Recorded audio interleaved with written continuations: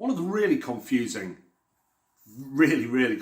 things to deal with in the aftermath of a narcissist, whoever he or she was, don't need to go down that route, is how it has often affected your children. There's a couple of different common ways that it pans out. Sometimes they will be as mean as a junkyard dog to you, but they'll be absolutely lovely and glorious to every other person on the planet. If you've been through a narcissistic relationship, how many times will you have heard from other people, but he's lovely, oh, he's so this and he's so that and he's so the other, and he makes everybody laugh. Behind closed doors, their claws come out, as you'll have seen. So, you know, one of two situations generally arises. Either he or she will also be horrible to the children. One of the ways that comes through is a lack of boundaries. They'll say things that are inappropriate. Children, this is how children get groomed, sadly, because children are easily persuaded. So the child or children could have gone through a process of being belittled. They're not good enough, they're stupid, they're fat, they're short, they're tall, they're whatever else. And often these insults, which is what they are, these insults will have been done from behind a smile. Oh, aren't you chubby? That kind of thing. It's the narcissist's way of getting their nasty little point across, but still bizarrely trying to appear charming, as if they think that if they say somebody looks scruffy, or you're too skinny, or you're too fat, or you're too tall, or you're not enough of this, or you should be doing better at whatever, as if in their heads it's okay. It's okay for them to try and bundle that set of insults, belittling another human being, in the guise of them, oh, well, I was only making a joke. No, you were not. You were being a narcissist. How many times will some of you have seen that? I hear it all the time, as you can imagine. So there's that route that the narcissist could have taken. It could be that they could be a more vicious narcissist, in which case they are just as mean to the kids as they are to you, and they do it without any shame, where they don't try and bundle it up in a bunch of flowers. So, okay, let's assume that the penny's finally dropped, the narcissist has gone. So that leaves the children of whatever age with the legacy of that. Somebody having told them for however many years that they were not good enough, no matter what they did. That can, if you're not careful, that can result in that child becoming far too much of a people pleaser, which leaves them open to being victimised in so many other ways. So when and how do you have that conversation? Obviously it varies with the age of the child, but pretty much at some point through the breakup or the aftermath of getting rid of the narcissist, it's highly likely that the children are going to initiate a conversation. And one of the things I often hear, the way it often starts, is they'll say, how could you let him in our life? How could you let him in our life? I think one of the last things that you can actually do is apologise for that, because that is, when you look at it, although you're sorry it's happened, that's you taking the blame. Yet again, that's you taking the blame for what the narcissist has done. So I wouldn't necessarily say, I'm sorry that. Just be careful how you phrase that, so that the angst and frustration and confusion of that child isn't then directed as you, because you did it, when of course you didn't do it. It could also be, another approach to the narcissist is they will completely ingratiate themselves to the children to get them on side, like they do with your friends, like they do with your family. They are insidious little worms. So it could be that again, the children blame you. Why did you get rid of her? She was lovely. She was always nice to me. She bought me this and did that and took me places and everything else. And now she's not here. And that whole thing, that's a more difficult one to deal with, because there's a couple of things that really, you're trying to cross a gulf in understanding with somebody who has a very fixed and firm opinion of that narcissist. So it's maybe worth, without confronting that person's beliefs, there's no point saying, you're completely wrong. You didn't have to live with what I lived with. You didn't have to put up with the etc, etc, etc. No, of course they didn't. And just simply saying that is not going to help them understand. So the first thing is, don't fly off the handle, however tempted you are, because you're actually not mad or angry with the child.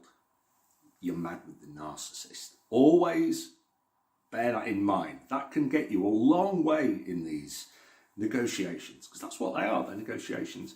Can get you a long way if you remember that isn't the person that you're angry with. Where it gets a little more complex is remembering and recognizing that the opinion or perspective that child is giving you is based on the manipulations of the narcissist. It's the narcissist's outcome coming to the front. It's the legacy of that narcissist. So, how do you deal with that one? Incredibly tricky. You're almost damned if you do, damned if you don't. But the way that I would approach it, and have approached it in the past, is just to say, okay, look, we tried a relationship. It didn't work out. I was treated in a very different way to you, as the child may have seen.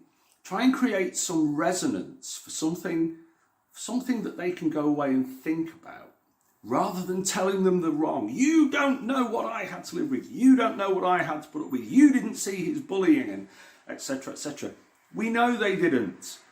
There's no point stating the obvious. So almost make it a bit of a negotiation. I know you're sorry that Susan isn't in our lives anymore, but unfortunately they were very, very different with me. I wasn't prepared to continue being treated in that way. So you're not accepting the blame. You're not saying, oh, I'm sorry, I know you liked him. That's like saying they're right. That'll reinforce their perception. So just sow the seed that it's actually the reason that person is no longer in their lives isn't because of what they do or don't want. It's because that person who's exited, by your choice generally, was two different people. That you didn't feel that the way you were treated was appropriate. You were not treated with kindness. You got really, really fed up of him or her being nice to the kids and being nice to your friends and nice to your family. And then the moment everybody's back was turned, turning on you. It isn't normal. It isn't healthy. But unfortunately, that's just the way some people are wired up. So again, you're doing it without blaming that person that they have some, however misplaced, that they have some affection for. It's a tough conversation to have. So don't blame anybody. Excuse me. Don't blame anybody. Don't try and just change their mind, because you won't. Sow the seed, it will grow. It leaves the door open for another conversation, because I've seen these conversations go the wrong way, where somebody has exited the unwanted, unhealthy person. The kids have thought that he was absolutely lovely, Mum has said, you don't, gone down the route of, you don't know what he was like. I've had to this, I've had to that. It descends into a massive argument, which you don't want. It doesn't help anybody. Then the kids, generally older, the kids turn to the narcissist for support. I can't believe what Mum's saying about you. You're so lovely. I really miss you. I wish.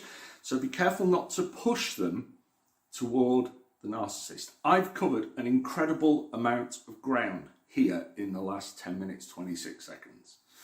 An incredible amount of ground. So it's worth you, if you're in that situation, it's worth just stopping, thinking about how you're going to approach it. And remember, you're the adult, so don't be afraid to initiate that conversation. But again, don't start it by apologising. If you think there's a powder cake waiting to explode up there in your back bedroom playing the PlayStation or Xbox or whatever, try and get in there early. And you can do that along the lines of not, look, I'm sorry Steve isn't here anymore, but makes it sound like you've done something wrong. What are you apologising for? I would start that conversation more along the lines of, do you want to talk about why Steve actually isn't here? See what I'm saying? They might explode at that point, in which case, let them explode. No fire has ever been lit that, given time, didn't burn itself out. So again, think about ultimately what you're trying to achieve, the well-being of that person. The well-being of that person. And maintaining your good relationship or reinstating your previously good relationship with that person. So don't do what human beings do, which is somebody explodes and you explode back. Let them say things. Kids are going to say things with a less mature perspective, let me put it that way. So let that fire burn out.